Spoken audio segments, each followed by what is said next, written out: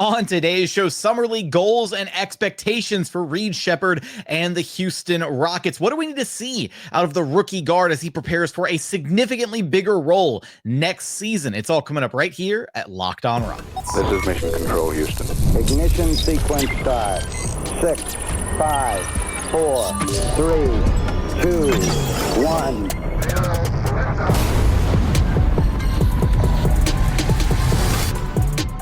What's up and welcome to another edition of Locked On Rockets, your daily podcast home for everything Houston Rockets basketball. As always, I'm your host, Jackson Gatlin, native Houstonian and credentialed media member. I'm also the host of Locked On NBA Thursdays. Be sure to follow along wherever you listen to your podcasts or on YouTube. Just search Locked On Rockets, where the best way you can help us grow our show is to listen every single day on a podcast platform of your choosing, and then like, comment, subscribe on YouTube. Now, today's episode is brought to you by FanDuel. Right now, new customers can get $150 in bonus bets when your first $5 bet wins. Just head on over to FanDuel.com to check them out. And as always, thanks so much for making Locked On Rockets part of your day every single day, whether it's on your way to work, on your lunch break, in the gym. Thank you so much for being an everydayer. On today's show, we're talking all things Houston Rockets Summer League, which predominantly means we're talking a lot of things Reed Sheppard, because there isn't a ton going on the Rockets roster outside of Reed Sheppard for Summer League. For the first time in a very long time, the Rockets are not going to have one of the most exciting Summer League rosters available, although it should still be some fun. So we'll get into kind of some of the expectations for the Summer League roster as a whole. We'll take a look at some of the four scheduled matchups, their scheduled opponents so far. A little bit later on in the episode, we'll get to some of the other names on the roster, guys to potentially look out for during Summer League. As well as we'll hear from Reed Sheppard himself, as well as Summer League coach Garrett Jackson, who's usually one of the Rockets' assistant coaches, who will be his second straight year coaching Summer League in the Ime Udoka era. So we'll hear from those guys, get into some of our own goals and expectations, things that we need to see. What do we need to see from Reed Sheppard? He has concluded his rookie campaign. He's in the middle of his offseason, ahead of year two, a year that projects for him to have a significantly expanded role than he did last season. So we'll get into all of that stuff. From the jump, though, let's go ahead and dive into what assistant coach Garrett Jackson, who will be, again, Summer League head coach Garrett Jackson, said to media after a couple days of scrimmaging with the Rockets Summer League roster. Let's throw it out to him right now. Hey, Coach Jackson, just another Summer League ahead of you, second practice today. What do you like about this group that you have? I like their energy. I like how we competed the last 2 days.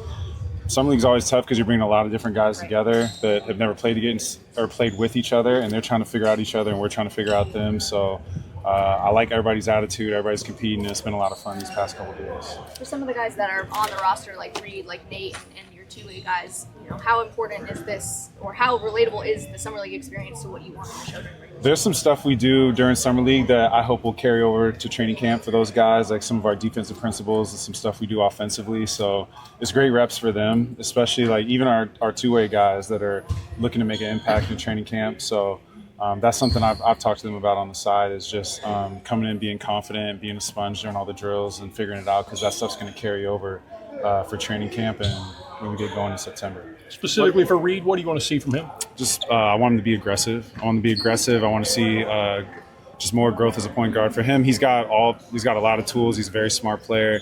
I just want to see him get more comfortable on the court and just keep being aggressive. And yeah. Does defense matter in the Summer League? I mean, I know it's not that kind of a okay. Yeah, it does, particularly for him. It matters for us. Okay, I got you. Everybody, our whole team, especially Reed. Like top down, there's no drop off there. So that's part of the stuff that I've talked about.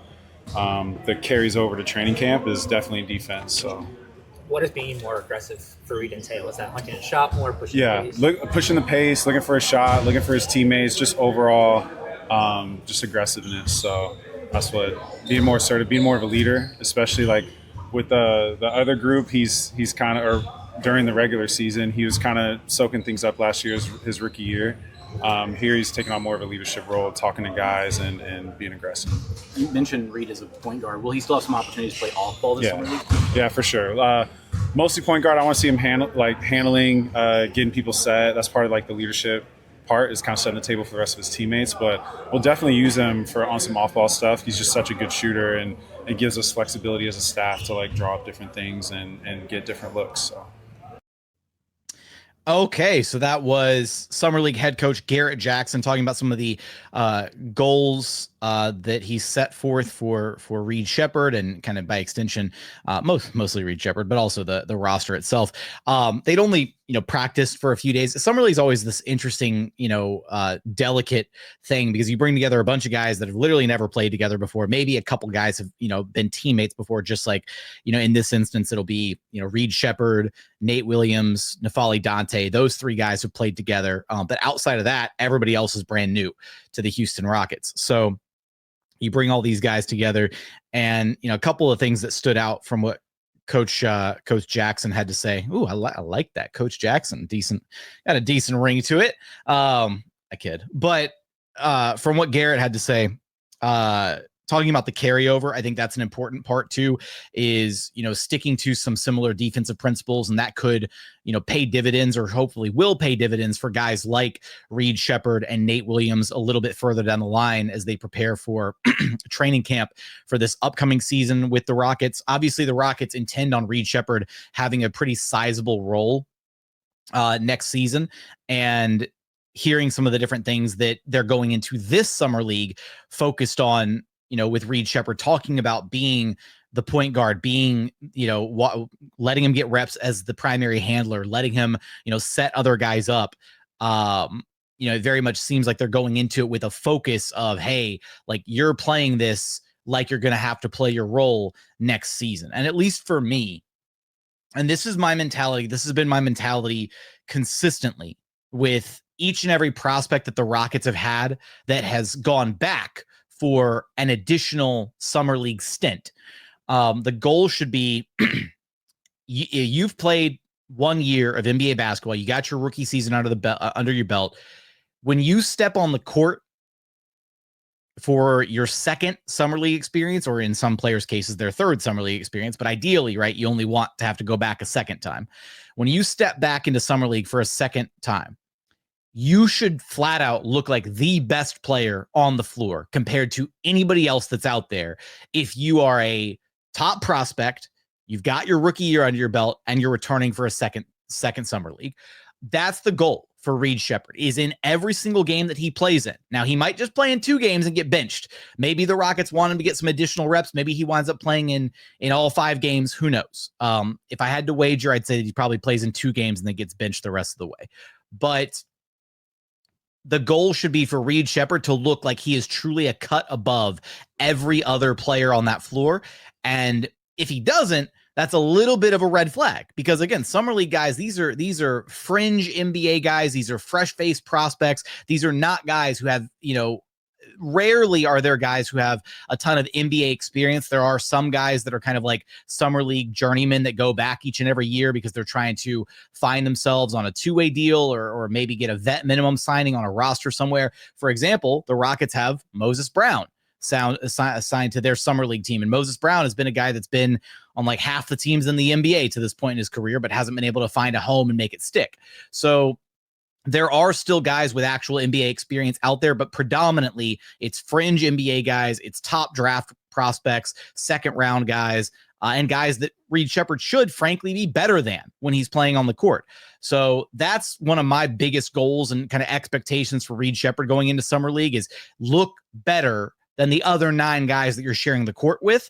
But how does he specifically do that? What are some of the specific things that we want to see out of Reed Sheppard in summer league? We're going to get there. We're going to hear from him. We're going to hear from the guy himself. We'll hear from Reed Sheppard during his media availability, as well as getting into the matchups, other names to pay attention to, all that good stuff here in just one moment.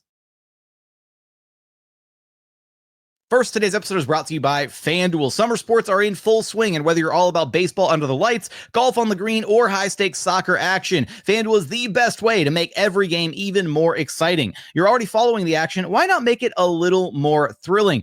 Head on over to FanDuel.com. They keep things fresh with new daily promotions. You can check out their parlay builder. So many different ways to get in on the action right now.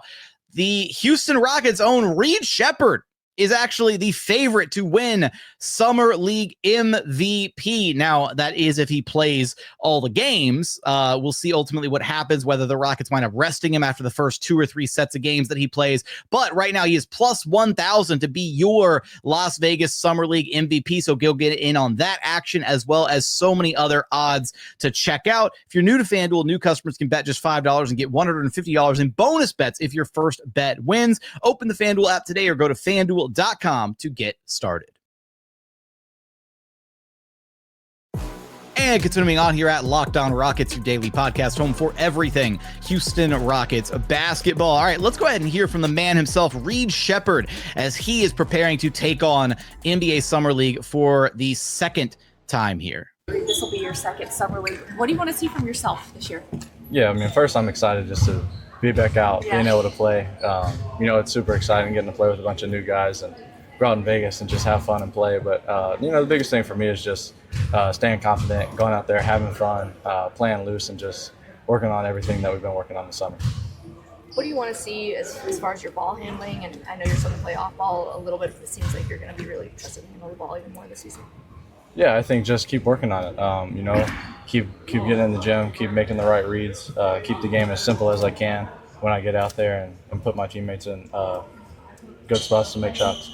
Have you started looking ahead at all to some of your new teammates who will be joining you and kind of, how they like to run offense and how you can work with them? I haven't looked too much because I got Summer League right now. So right now this is my team for the next couple of weeks. So, I'm really excited for the season and the new guys. But right now I'm mainly focused on just these next couple of weeks with these guys. Coach mentioned he wanted you to be more aggressive and kind of exhibit that and grow into that. What does that mean to you?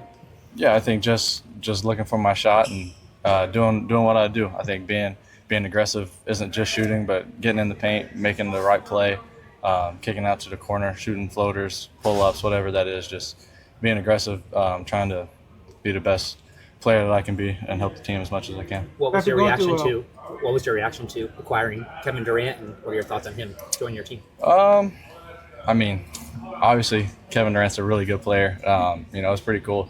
For me, I've grown up watching him my whole life. I'm really excited to play with him. He's a tremendous player and can score and do everything you need in a basketball player, so it should be really fun playing with him. After going through your rookie season, what are you doing this offseason in order to come back more stronger to handle some of the rigors and some of the bigger guards that you have to play against in the NBA? Yeah, this summer we've been in the weight room a lot. We've been, working on physicality on the court, whether it's defense or offensive physicality, and just getting stronger and just being mentally ready for the physicality. Coach talked about you growing as a leader during this process ahead of Summer League. What does leadership look like to you? Yeah, I think just communicating is the biggest thing. I think being able to take control of the five that you have on the court and just talk and get them in their places, and whether it's in the locker room, whatever it is, just always talk and communicate throughout practice, throughout the games, and throughout the season. Although you only got 1 year to play with Jalen Green and Dylan Brooks, what are some of the things that you could take and that you learned from them your rookie season heading into your second? Man, I could say so much about those two guys. Even Jock. Got to be around Jock last year, so all three of those guys and Cam. Just all four of them were just so. It was so cool for me to watch them just as a young guy. They all showed up every day, ready to practice every game, came out and played hard. Jalen didn't miss a game. Dylan, once he gets on the court, he plays how he plays. So, I learned a lot from all four of the guys. All right, that does it for Reed Sheppard's media availability. One kind of recurring theme, right? So across from both Garrett Jackson and from Reed, talking about, this, again, setting the table for this bigger role that he's going to have this upcoming season. Because again, the Rockets are going to, and going back to what Rafael Stone had to say, right? That Reed is going to have to be really good for us, period. And so this is kind of the beginning stages of that. They're setting up this Summer League roster to give Reed opportunities to really flourish, to really thrive. And hearing Reed, talk about his own growth as a leader. You heard Coach Jackson talk about, Reed growing as a leader, kind of finding his voice a little bit in that locker room. compared to, this past season where he was more just absorbing everything that he saw. His first go around the sun, first year as an NBA player. They tried to give him a role earlier on that he wasn't quite ready for. So then, sliding Aaron Holiday back in the rotation, and then Reed Sheppard just kind of, playing in the background a little bit, right? Just absorbing, learning, in the practices, shoot arounds, scrimmages, all that kind of stuff. And occasionally getting those game reps, whether it was garbage time or the few games where he started and the Rockets just kind of punted near the end of the season, those kind of things. And Reed looked like a world's different player from earlier in the season to where he was near the end of the year, much more confident as things moved along. And so that's definitely a piece of something that I'm looking for here in Summer League is where is Reed's confidence level at, right? Confidence should be through the roof. He should look like he's, pulling the strings out there on the court, making everything happen. And when you hear about how he talked about being a leader, it's interesting, right? He talked about communication, and he didn't just talk about communication, on the court, but he said, off the court, he said, specifically, this is my team for the next couple weeks when he was asked about where his focus is at. So he's very clearly focused on the here and now, making the most of this Summer League opportunity. And more on his communication line, right? When he said, whether it's off the court, in the locker room, taking control of the five that you have on the court, that is the exact mentality that you want out of a guy that you're trying to groom into potentially your point guard of the future in whatever the post Fred VanVleet era looks like for this Rockets team. And again, you see the way that Fred has been able to kind of conduct and run this team for the past 2 years. And I know that Fred VanVleet is kind of a love-hate relationship with a lot of Rockets fans, but Reed Sheppard projects to, ideally be a significantly better version of Fred VanVleet further down the line. So that's what the Rockets are trying to groom him into becoming. He has the gifts to be able to make it there. It's all about just putting it together. And in this Summer League in particular, I already talked about him just, wanting him to look like the best player on the court. But how does he do that? First and foremost, you look at the Rockets Summer League roster. Some of the names on that roster are going to be great weapons for Reed Sheppard to utilize. In particular, I'm looking at Reed. He needs to have, I'm hoping at least 10 plus.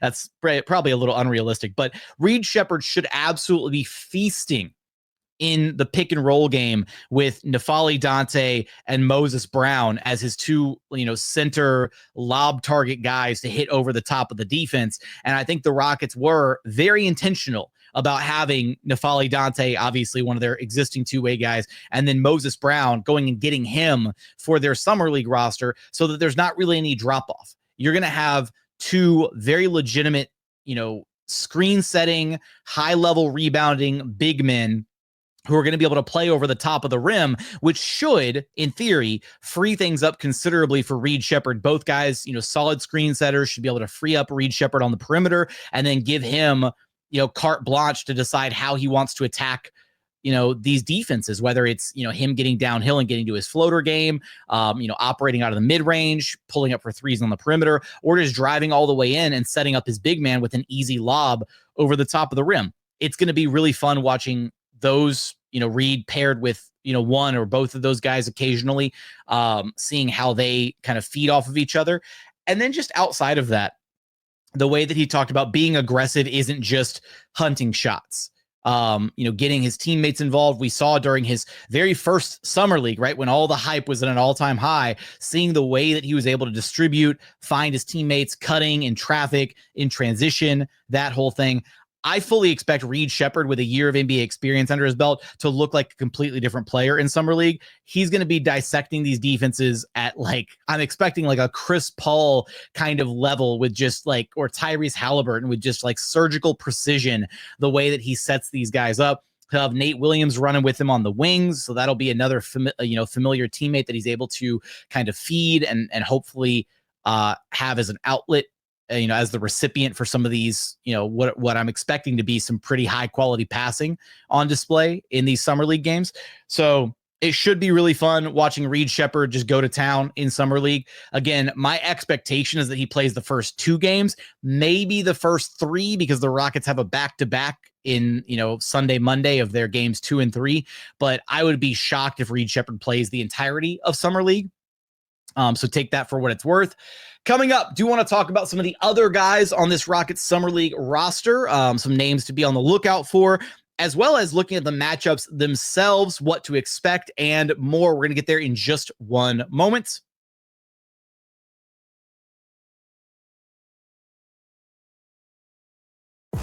And final segment here at Locked On Rockets, your daily podcast home for everything Houston Rockets basketball. One thing that I didn't hit on about Reed that I wanted to talk about really quickly before getting on to the rest of the points that I wanted to hit here.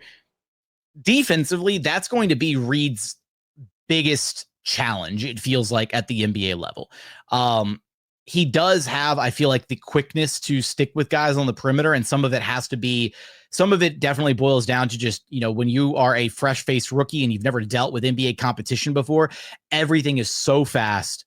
Everything is moving at 99 miles an hour, understanding where you have to be, how you have to rotate, providing, proper spacing between you and the player that you're trying to guard so you don't give up an open three, but you also don't get blown by. Like, all these little intricacies of playing NBA defense, so much harder than anything in college, anything at the G League, really even anything overseas. So for Reed Sheppard, watching some of the defensive lowlights from this past season, I guess, the two things that stand out, right, is at times he would get blown by on the perimeter, and then other times he would get out-muscled by bigger, stronger players because he's just, he's not that strong yet, unfortunately, having only spent 1 year in the NBA.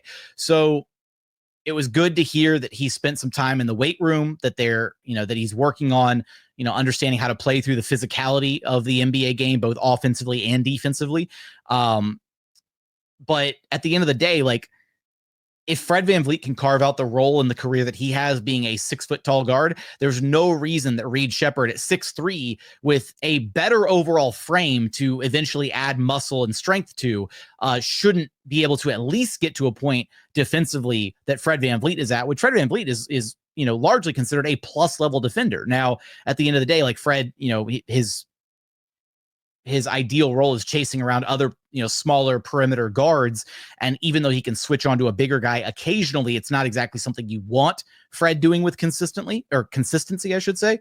So it'll be interesting to see how they kind of utilize Reed defensively in Summer League, right? Do they try to hide Reed on the worst offensive player on the other team, or do they make Reed kind of like buck up and deal with some of the premier perimeter matchups that he's going to have to be able to guard at the NBA level? Next season, there's chances that Reed Sheppard might have to be out there on the floor at the same time that Steph Curry is chasing him around a million screens.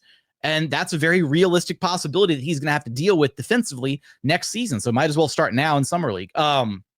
Take that for what it's worth. All right. Really quickly get into the matchups here for the Rockets. Honestly, all the matchups kind of suck. The Rockets didn't get any of the premier young star matchups, I guess is the way to look at it. Like, they didn't get the Mavericks with Flag or the Spurs with Dylan Harper. And honestly, or the Sixers with VJ Edgecombe. It's okay. The way Summer League works is when you have one of those top picks, you get scheduled against other teams with the top picks because they want those top draft picks, duking it out against one another. I still think it would have been kind of fun for the Rockets to have a game against the Suns. It's kind of lame that they didn't get at least one of those, because that would have had some fireworks watching Reed Sheppard try and go up against Kaman Malawach and Rasheer Fleming. So I think it's, total missed opportunity there by the NBA scheduling committee. Their first game will be Friday, July 11th against the Clippers, which is a 9 p.m. Central tip-off. So Friday night, don't go out, don't have any plans, sit at home and watch the Rockets play the Clippers in Summer League. Then Sunday, they play against the Pistons at 3 p.m. Then they've got their back-to-back, which is Monday at 3:30 p.m. against the Hawks. And then they play their final official, scheduled Summer League game Thursday, July 17th against the Blazers at 7 p.m. Central Time. So the only normal tip-off time, I guess, for the Rockets. And then they will have a fifth game at some point. If they qualify for the Summer League playoffs, then they'll be one of the 4 playoff teams. Otherwise, the other 26 teams all get just a random fifth game added in there. So maybe we'll get a game against the Suns. Although, again, by that point, I would be shocked if Reed Sheppard is playing in all of these games. Also, roster wise, like there's just not a ton of like competition on these other rosters. The Clippers don't really have like anybody that is like of note, I don't think, unless I'm just completely skipping over a name on one of these rosters. Patrick Baldwin Jr., I guess, a little bit, although he's kind of been traveling around. So I don't know. Clippers don't really have anybody. The Pistons have Ron Holland II, so returning to Summer League for them. So that should be like one kind of up-and-coming young talent to witness the Rockets play against. They also have one of the greatest names on their Summer League roster that I've ever borne witness to, and that is the name Sincere Carey. Can you imagine being a basketball player named Sincere Carey? Like, I don't know. I saw that name. I was like, wow, that is actually pretty wild. All right. So Sincere Carey, fun name there. The best roster that the Rockets are actually probably going to wind up playing as far as just young talent is the Atlanta Hawks Summer League roster, because they'll have Kobe Buffkin out there. They'll have Jack McVay, Rockets Summer League legend, and preseason legend as well. So Jack McVay there with them. They'll also have Asa Newell, and I thought they had one more name on here. Jacob Toppin? Yeah. So some interesting names on the Hawks roster. And then for the Blazers roster, I mean, it's basically just Yang Hansen, and it'll be fun to watch them try and play against him and his ridiculous size. So that's kind of the four teams that the Rockets are going to be slotted up against. No really, like, I guess, premier matchups across the board. Again, hopeful that Reed is still going to play that third game against the Hawks, because that one should be, on paper, the most fun game between the Rockets and another squad as far as just sheer talent goes. And then for the Rockets roster itself, already mentioned a couple of the names that are on the roster. Also, as far as cool names go for a basketball player, Adonis Arms out of Texas Tech. Look, I'm not a college basketball guy, so like I haven't watched like Texas Tech at all this past season. But Adonis Arms sounds like an awesome name for like not even just a basketball player, just in general. Already mentioned N'Faly Dante and Moses Brown being on the roster, so the Rockets are very set in the middle at their 5 spot. Hopefully an opportunity for N'Faly Dante to continue to kind of showcase himself. He's still on a 2-way contract with the Rockets. And he showed some flashes, some promise this past season. And, look, at the end of the day, if the Rockets do encounter a position, or an opportunity somewhere down the line, this upcoming season where they have a chance to add to the roster, if they can get an impact player, a couple of their tradable salaries very much include Dorian Finney-Smith and Clint Capela. And those two guys together could get you in the ballpark of like a $20 million a year kind of impact contributor. So if the Rockets feel like they can make a move and they don't necessarily need the depth of that third big in Clint Capela, then, maybe they feel comfortable just going with N'Faly Dante if he continues to grow and get better. So he's absolutely a name to pay attention to see what his Summer League success ultimately looks like, because he could very easily be kind of a youthful replacement to Clint Capela as this, lob threat, athletic third string center somewhere down the line, if the Rockets either look to cut costs, or if they look to trade Clint Capela to improve the roster elsewhere. So definitely N'Faly Dante is, I think, my second most important Rocket to watch on the Summer League roster. Nate Williams is the only other Rocket on a true like NBA level deal. But Nate Williams has been kind of this journeyman, NBA player for a few years. He carved out like a little bit of a home with the Rockets. And look, I like Nate. Nate's a hard worker. He plays hard. He's great, I'm sure, to have in practice. He fights hard defensively. He's a little bit of a one-trick pony offensively, unfortunately, with that, drive and left-handed scoop shot that he makes. He makes it a lot, but he's kind of a one-trick pony on that side of the floor. And then just, spotting up on the perimeter. But he can also handle the basketball in a little bit of a pinch. He'll probably be the Rockets' primary ball handler when Reed Sheppard does eventually sit down and go to the bench. Although they did get Kevon Harris, and Kevon Harris, G League champ, or I should say, was it G League champ or G League MVP? They brought him in on a straight up 2-way deal, which might be an Exhibit 10 deal, which is basically a training camp deal, although it was reported as a 2-way deal, out of SFA. And look, he's coming in at 6'6", 220 pounds, big kind of combo guard. And, part of me wonders if the Rockets just sign him to a two-way deal because they know they need to have more like guard bodies in practice for when they run scrimmages and, 4-on-4s, 5-on-5s in practice this next season. That might be a factor. But it also might be that they actually see something there, something that they like, something that they want to try and nurture or grow a little bit. So keep an eye on Kevon Harris. And the last name here to pay attention to, I think, on this roster. Oh, also Jermaine Samuels Jr. He's making a return for the Rockets. So keep an eye out for Jermaine Samuels. He's been awesome in Summer League before. So kind of another returning piece there that Reed Sheppard should have some familiarity with. But the last interesting name that I'm curious to just kind of see how he plays is Cameron Matthews out of Mississippi State. And this is the read on Cameron Matthews from John Hollinger. Nobody is using a draft pick on a fifth-year senior forward who averaged 9.6 points and shot 24% from three. But watch out for this guy stealing minutes while on a two-way because of his defense against apex wings. There are some Lou Dort parallels here. Matthews has brutish strength, lightning-fast hands, and can move his feet on the perimeter. He also fouls a lot, but his rate of 7.6 stocks per 100 possessions is pretty phenomenal. So, and then he's also got some flair as a bit of a distributor, so maybe the Rockets use him a little bit in that regard too. But the Rockets have some interesting names outside of Reed Sheppard to watch here in this summer league. Obviously Reed Sheppard's going to be the star of the show. He's going to be the guy that needs to go out there and put up 20 plus 30 plus a game, and hopefully he's able to. I want to see him dropping bombs. I want to see him dropping dimes. I want a 30 and 10 game from Reed Sheppard. That's what I want. I want a 30-point 10 assist performance from Reed Sheppard in Summer League, and I will be satisfied with whatever the rest of the Summer League performances look like outside of that. I'm curious your thoughts and expectations from Rockets Summer League. What do you want to see out of Reed Sheppard? Who are you most interested to pay attention to besides Reed Sheppard on the Rockets Summer League roster? Let me know your thoughts in the YouTube comments. As always, thanks so much for checking out the show. Remember, the best way to help us grow the show is to listen every single day on a podcast platform if you're choosing, and then like, comment, subscribe on YouTube. But as always, thank you so much for watching. Thank you so much for listening. And we look forward to having you back right here at Locked On Rockets, your daily podcast home for everything Houston Rockets basketball.